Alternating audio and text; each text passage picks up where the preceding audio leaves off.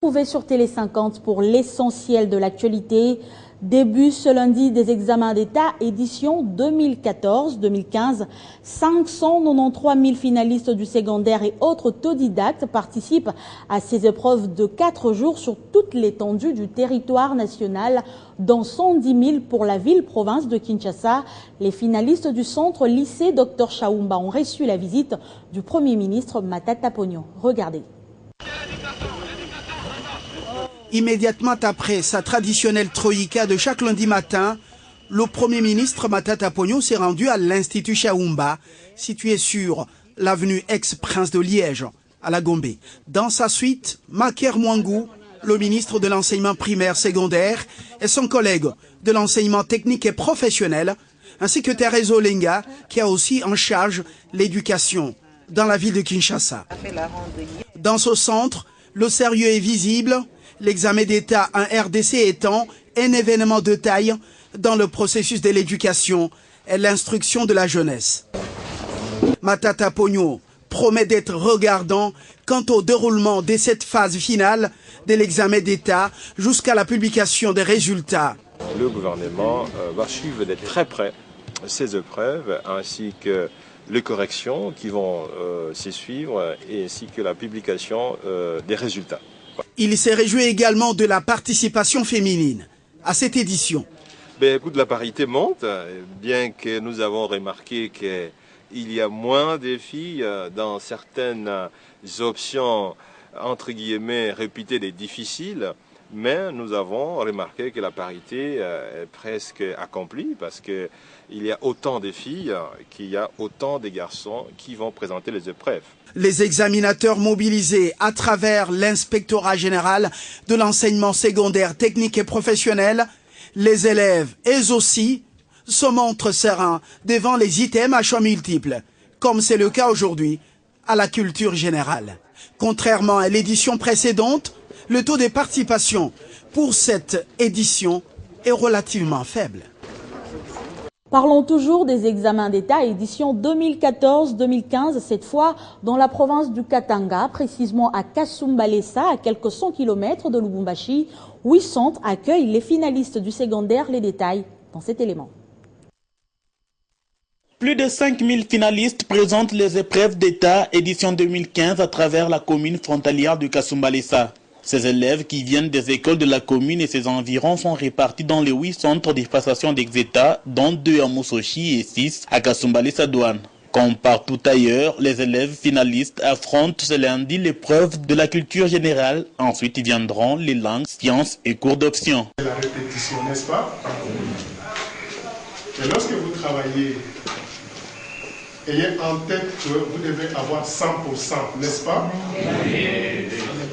Donc, notre encouragement est que vous puissiez bien travailler, que le dernier puisse avoir 80%.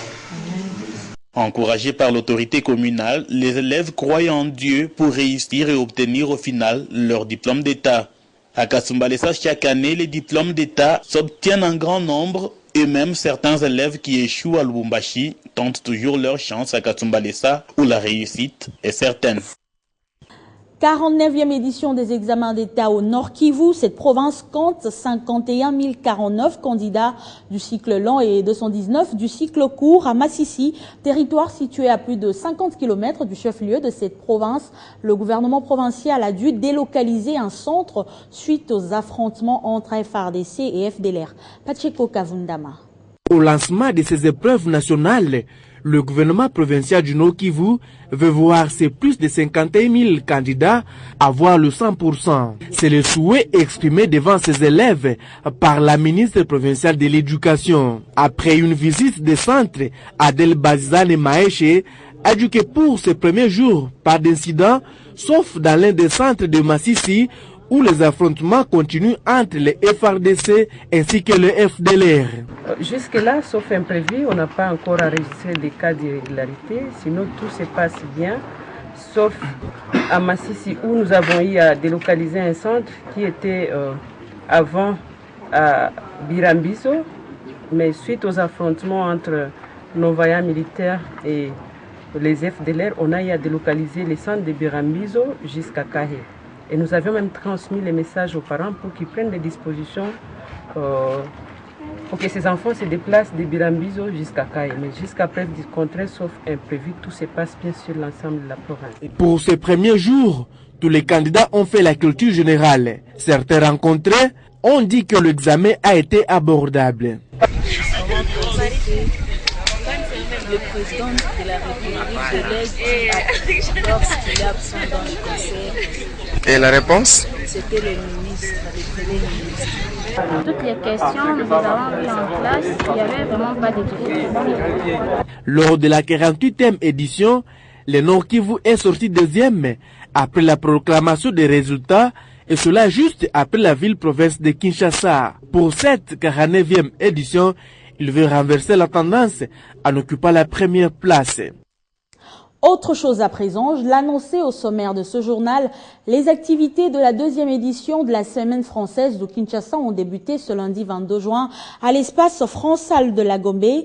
Partenariat public et privé, c'est le thème retenu cette année et le vice-premier ministre, ministre en charge de PTNTIC, Thomas Lohaka, a procédé au lancement de cette semaine qui va se dérouler jusqu'au 27 juin. Plusieurs entreprises françaises évoluant en RDC exposent leurs activités. Cette édition a la particularité de recevoir aussi des entreprises non françaises. Nous sommes à l'espace France Al de la Gombe. Le cadre est bien choisi pour la semaine française de Kinshasa, organisée par la Chambre de commerce et de l'industrie franco-congolaise et le Conseil du commerce extérieur de la France avec l'appui de l'ambassade de la France à RDC. Partenariat public-privé, c'est le thème de cette année et la semaine sera ponctuée par des rencontres B2B et des conférences thématisées dans différents domaines, notamment la TNT, l'OADA et autres. Et je suis très content en tant qu'administrateur de la Chambre de commerce et d'industrie franco-congolaise de voir que cette semaine française prend de l'ampleur. Nous avons cette année 2 fois plus d'exposants que l'an dernier. Nous avions eu l'an dernier 10 000 visiteurs. Allez, on va en avoir 30 000 cette année. Donc là, on fait un véritable effort. Voilà, et Congo Airways, avec l'aide bien sûr du gouvernement, d'impulsion du chef de l'État et du Premier ministre, offre enfin au pays une compagnie à sa mesure. La deuxième semaine française se veut aussi un rendez-vous culturel. La semaine française n'est pas simplement une semaine économique. C'est aussi un grand rendez-vous de l'amitié franco-congolaise et en particulier d'échanges de culture entre la culture congolaise et la culture française. Le gouvernement congolais qui accueille à bras ouverts cette rencontre rassure quant au climat des affaires. Et qu'à chaque fois que la République démocratique du Congo se met en vitrine, c'est une excellente chose.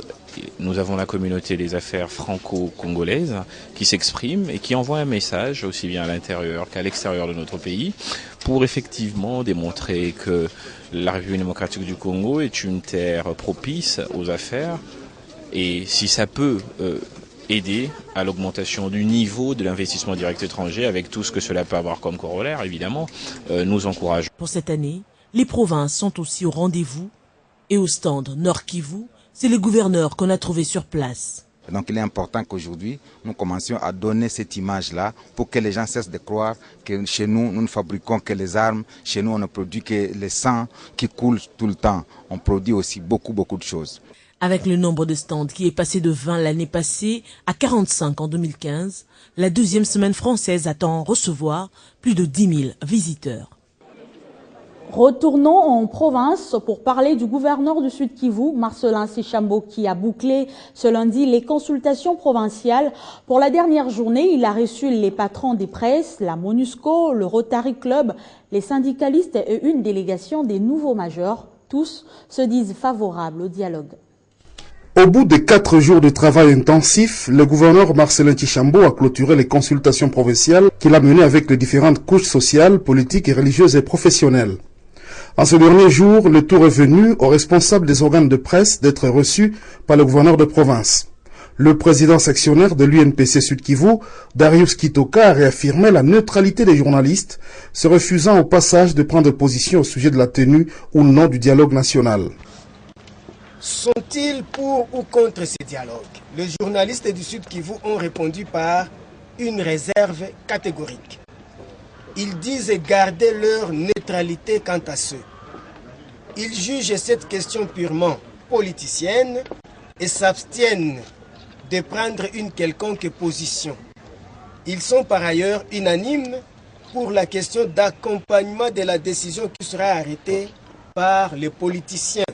Accompagnement aussi dans la couverture des élections que l'UNPC appelle de tous ses voeux dans le respect de la Constitution et du calendrier électoral publié par la Commission électorale nationale indépendante. Position que partage la MONUSCO, bureau de Bukavu, dont la délégation est allée répondre à l'invitation du gouverneur du Sud Kivu, Marcelin Tchishambo.